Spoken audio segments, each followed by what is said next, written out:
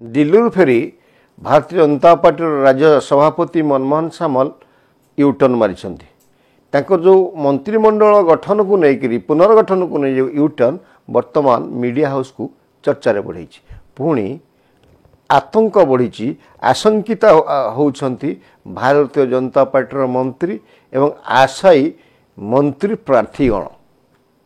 तो यार भितर मनमोहन सामल कहीं यूटर्न मारे कारण से किछि दिन पूर्व कही बहुत शीघ्र मंत्रिमंडल गठन हम एवं सेपटे प्रभारी गतकाली आज भी कहते हाँ मंत्रिमंडल शीघ्र गठन हम ना मनमोहन सामल कहीं यूटर्न मारुंट यूटर्न मारिबा मनमोहन सामल गोटे चिराचरित अभ्यास 2024 निर्वाचन पूर्व एमती यूटर्न मारुले कहते मेंट हम नहीं पुणी कौट गोटे फोन आसले कहते ना मेंट हम केंद्र सरकार स्थिर करेंगे केंद्र नेतृत्व स्थिर नब तेणु ये यूटर्न मारिबा पछरे कौन अच्छी भारतीय जनता पार्टी सरकार रो भोग ठीक अच्छी कि नहीं भारतीय जनता पार्टी नेतृत्व प्रति ओडिशार नेतृत्व प्रति एवं ओडिशार विधायक एवं कार्यकर्ता माने अनुगत अच्छी कि नहीं वर्तमान भारतीय जनता पार्टी जो नवकलवर हम सांगठनिक क्षेत्र में एठी की बार्ता देवाक चाहते मनमोहन सामल ए विषय आज तेरछा बण में मु विपिन दास नमस्कार।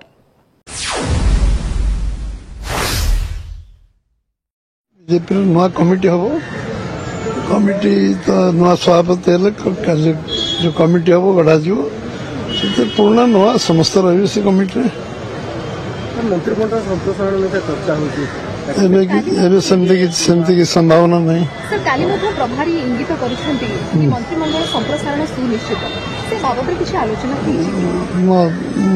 मो सहित किसी आलोचना प्रिय दर्शक बंधु आपण श्रीयुक्त मनमोहन सामल भारतीय जनता पार्टी राज्य सभापति को शुणिले ये आम आपको टी आगु कहलु जे जितेबले 2024 निर्वाचन पूर्व तांको दायित्व दिगला सेतेबले सी दिल्ली जाऊे दिल्ली रू आसबे ओह्लेबे एयरपोर्ट रे ओह्लेबे सेठी बाइट देवे राज्य कार्यालय बाइट देवे नाई नहीं आमर मेंट हम नहीं एकाकी सरकार लड़ब भारतीय जनता पार्टी एकाकी लड़ब आपण मैंने समस्त जानते किंतु ठीक 15 मिनिट पर 20 मिनिट पर पुणी 2-4 जन आसवे सांबादिक कह नहीं नहीं मो कथार गोटे कौन एमती है भूल वार्ता गला मेंट विषय ओडिशा शाखा नुहे केंद्रीय नेतृत्व जोटा निष्पत्ति ने सेटा हो चालाक कथाटा कहते मेंट विषय मो कथा को कदर्थ करागला से केंद्रीय नेतृत्व जोटा सिद्धांत ने सेटा ग्रहण हम कहते मेंट हम यहाँ थरे ही ना प्राय गणिले 50 थर ऊर्ध ये यूटर्न मार्च मेंट को नहीं तेणु आम कौच ये हूँ अभ्यासगत यूटर्न मारिबा लोकटी शेष कौन है ना कथा सत है मेंट है ना तो वर्तमान से आसी जो कहते वर्तमान नुआ मंत्रिमंडल गठन हवार संभावना ना से विषय से किसी केंद्रीय नेतृत्व सह आलोचना करना दिल्ली कहीं जाइए आप दिल्ली जावा पूर्व तो आप कही जाइए मेंट बहुत जल्दी मंत्रिमंडल गठन हम आप ही कही ना तो यूटर्न कहीं मार्च पछ घुंचा कहीं अंक छिंडिला नहीं ना हो पारू नहीं ना सस्पेंस रखिकी क्या असंतुष्ट बढ़ीज भिड़ बढ़ीज एवं गोष्ठी विवाद बहुत लगे या प्रशमित करने प्रथम सांगठनिक जरिया संगठन को दृढ़ करी आउ किछि दिन घुंचई देकी मंत्रिमंडल संप्रासण भारतीय जनता पार्टी को श्रृंखलित करके रखिए एभली वार्ताटे देवाक चाहते कि मनमोहन सामल कारण आपंकर प्रभारी विजय कुमार सिंह कौन कहते जे पूर्व जोटा कहते से दोहरती गतकाली कहते जे नहीं नहीं मंत्रिमंडल बहुत शीघ्र गठन हम पुनर्गठन हम संप्रसारण हम आज भी कहते जो दिल्ली में सांबादिक मैंने पचारे जो ओडिशा रे मंत्रिमंडल केवे पुनर्गठन हम ओडिशार प्रभारी विजय सिंह तोमार जितेबाला गोटे कथा कहते मनमोहन सामल मुहर अन्य कथाटे हो तो आम जोटा आपन को कहलु जे अंक छिंडू ना हो पारू ना ନା ହେଇଯାଇଛି ସସ୍ପେନ୍ସରେ ରଖୁଛି ଭାରତୀୟ ଜନତା ପାର୍ଟି ତାର ନେତାମାନଙ୍କୁ ଓଡ଼ିଶାବାସୀଙ୍କୁ ଠିକ୍ ସମୟରେ ଏ ସସ୍ପେନ୍ସ ଉପରୁ ପର୍ଦ୍ଦା ଉଠେଇବ। ଆଉ ଗୋଟେ କଥା କହିଛନ୍ତି ନିଗମ ବିଷୟରେ ତାଙ୍କୁ ପଚରାଯାଇଛି ଯଥା ଶୀଘ୍ର ଠିକ୍ ସମୟରେ ହେବ। ଆରେ ଠିକ୍ ସମୟଟା କେବେ? 14 ମାସ ହେଇଗଲା, କେବେ ହେବ? ଏବଂ ସରକାରୀ ଓକିଲ କେବେ ହେବ କଥା କେହି ପଚାରୁନାହାନ୍ତି। କାରଣ ପୁରା ବିଜୁ ଜନତା ଦଳ ଓକିଲ ଗୁଡ଼ାକ ଯେଉଁମାନେ ଅଛନ୍ତି ସବୁ ସରକାରୀ ଓକିଲ ହୋଇକି କୋର୍ଟ ଭିତରେ ମଧ୍ୟ ତାଙ୍କ ମୋବାଇଲ ପଛରେ ଶଙ୍ଖ ଚିହ୍ନ ରହିଛି, ବଡ଼ ପୋଷ୍ଟରଟେ ରହିଛି। ୟାକୁ ଏ ସରକାରକୁ ଏ ସଭାପତି କେମିତି ଭଲ ଲାଗୁଛି? ଆପଣଙ୍କର 500 ପାଖାପାଖି କାର୍ଯ୍ୟକର୍ତ୍ତା ଥଇଥାନ ହେବେ। 14 ମାସ ହେଲା ବିଜୁ ଜନତା ଦଳର କାର୍ଯ୍ୟକର୍ତ୍ତାମାନେ ସେଠି ସରକାରୀ ଓକିଲ ହେଇକି ପଇସା ଲୁଟିକି ଖାଉଛନ୍ତି। ଆପଣ କେମିତି ସନ୍ତୁଷ୍ଟ କରିବେ? ଯଦି କେଉଁଠି କ'ଣ ଛିଣ୍ଡୁ ନାହିଁ ଜିଲ୍ଲାୱାରୀ କରିପାରିବେ। ଅତୀତରେ ବିଜୁ ଜନତା ଦଳ ଜିଲ୍ଲାୱାରୀ ତ କରିଛି, ତାର ଉଦାହରଣ ମଧ୍ୟ ଅଛି। ଯେଉଁ ଜିଲ୍ଲାର କ୍ଲିୟରେନ୍ସ ଆସୁଛି ତାକୁ କରିଦିଆଯାଉ। ଏବଂ ସରକାର ଉପରେ ଯେଉଁ ପ୍ରେସର ଆସୁଛି, କମିଶନର ଅଧ୍ୟକ୍ଷ ନାହାନ୍ତି, ଯୋଜନା ବୋର୍ଡ଼ର ଅଧ୍ୟକ୍ଷ ନାହାନ୍ତି, ଇଏ ଯେଉଁ ଆମର ବହୁ ନିଗମରେ ଅଧ୍ୟକ୍ଷ ନାହାନ୍ତି, ଏହାଦ୍ୱାରା ସରକାର ଉପରେ ସିଧାସଳଖ ପ୍ରେସର ପଡ଼ୁନାହିଁ।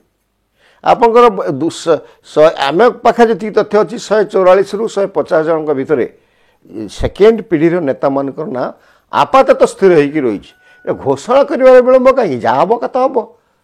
ଏହାଦ୍ୱାରା ଆପଣଙ୍କ ପ୍ରତି ଝୁଲେଇକି ରଖିଲେ ଅସନ୍ତୁଷ୍ଟଟା ବୃଦ୍ଧି ହୁଏ। ସତ କହିଲେ କିଛି ଅସନ୍ତୁଷ୍ଟ ସାଙ୍ଗେ ସାଙ୍ଗେ ବାହାରେ, କିନ୍ତୁ ଯଦି ମିଛ କହି କହି ରଖାଯାଏ ତାହେଲେ ଏ ଅସନ୍ତୋଷଟା ବିସ୍ଫୋରଣ ହୁଏ। ଏବଂ ଆମେ ଏହା ଭାବୁଛୁ, ଆମର ଏହା ହେଉଛି ଆକଳନ ଯେ ମନମୋହନ ସାମଲ ଯେଉଁ କହିଛନ୍ତି ଯେ ଭାରତୀୟ ଜନତା ପାର୍ଟିର କମିଟି ନବକଳବର ହେବ, ଏଠି ସମ୍ପୂର୍ଣ୍ଣ ନୂଆ ହୁଏ ନାହିଁ। 25% ନୂଆ ମୁହଁ ଦେଖାଇବାର ବ୍ୟବସ୍ଥା ସମ୍ବିଧାନରେ ଅଛି ଏବଂ ନୂଆ ଆସିବେ, ପୁରୁଣା ବି ରହିବେ, କିଛି ତ ବିଦା ହେବେ। ଏଇଠି କିନ୍ତୁ ଦୁଇଟି କଥା ମନମୋହନ ସାମଲ ସ୍ପଷ୍ଟ କରିଛନ୍ତି ଏବଂ କିଛି ନେତାମାନଙ୍କର ଆରମ୍ଭ ହୋଇଛି ପୋଡ଼ା ଜଳା। ତା ଅର୍ଥ ଏ ଯେଉଁ 25% ବିଦା ହେବେ କିଏ? ଗଲାଥର କୁହାଯାଇଥିଲା ଯେ ତୁମେ ମେନ୍ ଟିମ୍ରେ ଯେଉଁମାନେ ଅଛନ୍ତି ବ୍ୟାପକ ଅଦଳବଦଳ କରିପାରିବନି, ନମିନେଟ୍ ହେଇକି ଆସିଥିଲେ, ଏ ପୂର୍ଣ୍ଣ କ୍ଷମତାପ୍ରାପ୍ତ।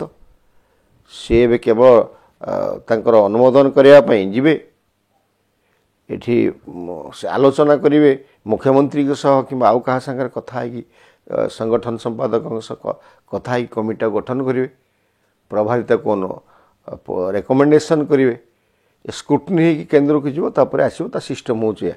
ତ କଥା ହେଉଛି ଏଠି ଯେଉଁ ନେତାମାନେ ବର୍ତ୍ତମାନ ଦିଲ୍ଲୀ ନେତାଙ୍କ ସପକ୍ଷବାଦୀ ଥିଲେ, ବୁଝିପାରୁଛନ୍ତି ତ ଦିଲ୍ଲୀ ନେତା ଆମେ କାହାକୁ କହୁଛୁ, ସେଇମାନଙ୍କର ଅବସ୍ଥା କ'ଣ ହେବ?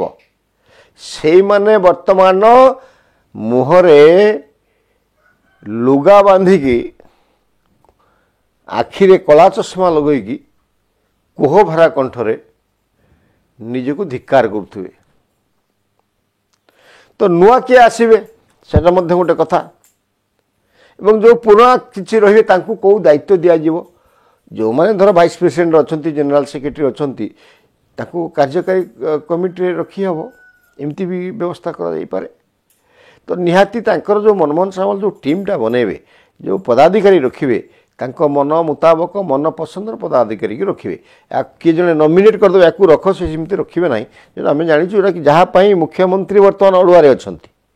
ମୁଖ୍ୟମନ୍ତ୍ରୀ ଆମେ ଗତକାଲି କହିଥିଲୁ, ମୁଖ୍ୟମନ୍ତ୍ରୀ ମନ୍ତ୍ରିମଣ୍ଡଳର କିଏ ରହିବ ସେ ଜାଣିନାହାନ୍ତି। ତାଙ୍କୁ କୁହାଗଲା ତୁମେ ମୁଖ୍ୟମନ୍ତ୍ରୀ, ତାଙ୍କର ଖୁସିରେ ମୁଖ୍ୟମନ୍ତ୍ରୀ ଗୋଟେ ଛୋଟିଆ ପଦ କି ହେଇଗଲେ, ମନ୍ତ୍ରୀ କିଏ ରହିଲା କ'ଣ ନାହିଁ ଜାଣିଲେନି। ଯାହା ପାଇଁ କିଛି ଦିନ ଦିଲ୍ଲୀରୁ ଓଡ଼ିଶାର ଶାସନ କଣ୍ଟ୍ରୋଲ ହେଉଥିଲା, ନିୟନ୍ତ୍ରଣ ହେଉଥିଲା। ଏହା ସ୍ପଷ୍ଟ ଭାବେ ଜାଣିଛନ୍ତି ଆପଣମାନେ। ତ ବର୍ତ୍ତମାନ ମନମୋହନ ସାମଲଙ୍କର ଦ୍ୱିତୀୟ କଥା ହେଉଛି ଏ ଯେଉଁ କିଛି ନେତାମାନଙ୍କର ମନ୍ତ୍ରୀ ହେବା ପାଇଁ ଅବକାଶ ଅଛି, କିଛି ନେତାମାନଙ୍କର ଅଧ୍ୟକ୍ଷ ହେବାର ନିଗମର ଅବକାଶ ଅଛି। ୟାଙ୍କ ମୁହଁରେ ହୁଏତ ବର୍ତ୍ତମାନ କିଛି ଲୋକଙ୍କୁ ଏଇଠି ନିଜ ସଂଗଠନ ନବକଳେବର କରିକି କିଛି ଲୋକଙ୍କୁ ଏଠି ଆଡ଼ଜଷ୍ଟ କରିଦେବେ।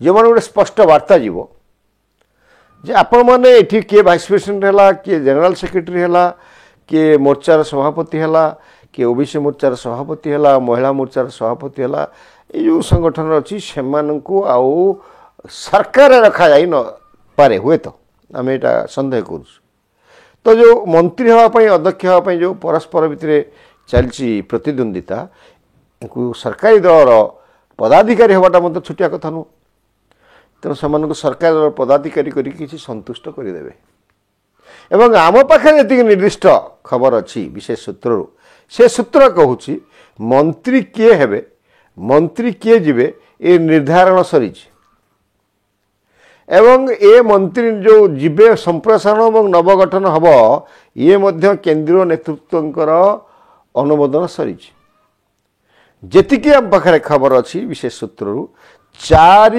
मंत्री तांकर रिपोर्ट कार्ड आधार रे जाउछंती एवं 6 मंत्री जो आसुचंती समुदाय 10 मंत्री शपथ नेबे नुआ हिकरी एवं किछि सीनियर मोस्ट जो माने अछंती बहु पदवी रे अछंती गुरुत्वपूर्ण पदवी रे अछंती धन्य जो अर्थ विभाग आईन विभाग राजस्व विभाग शिक्षा विभाग ये जो गुरुत्वपूर्ण आरडी विभाग अच्छी ए विभाग रे व्यापक परिवर्तन हब एवं जो माने अछंती एक्सपीरियंस किबा एक्सपीरियंस जो माने अछंती आग पूर्व मंत्री हेथिले किबा एकाधिक बार जो विधानसभा जीतिकी आछंती से मानकु गुरुत्व दिया जाइछि दिया जीवन है दिया जाई सारी एवं सबुठु बड़ कथा होउछि जेहेतु ओडिशा रे 30 जिला अछि मंत्री 22 तेणु 21 लोकसभा अंचल जड़े जड़े मंत्री को एथर सिद्धांत करा एवं भारतीय जनता पार्टी संगठन रे उपकूल अंचल को गुरुत्व दिया साउथ एंड वेस्ट रु मध्य बाछि बाछि पुराना कर्मकर्ता को आनिक दलीय संगठन दायित्व दिया एवं यह ही रूपरेख वर्तमान जो मनमोहन सामल यूटर्न मार्चनी तार एकमात्र कारण वर्तमान समय आसी ना ये बहुत जल्दी 2-3 दिन भर टीम ये गठन करेंगे तापर अध्यक्ष गठन हम घोषणा हम एवं तापर मंत्रिमंडल घोषणा हम किंतु सरकारी वकील घोषणा हो आहरी वर्षे जाइपे। नमस्कार।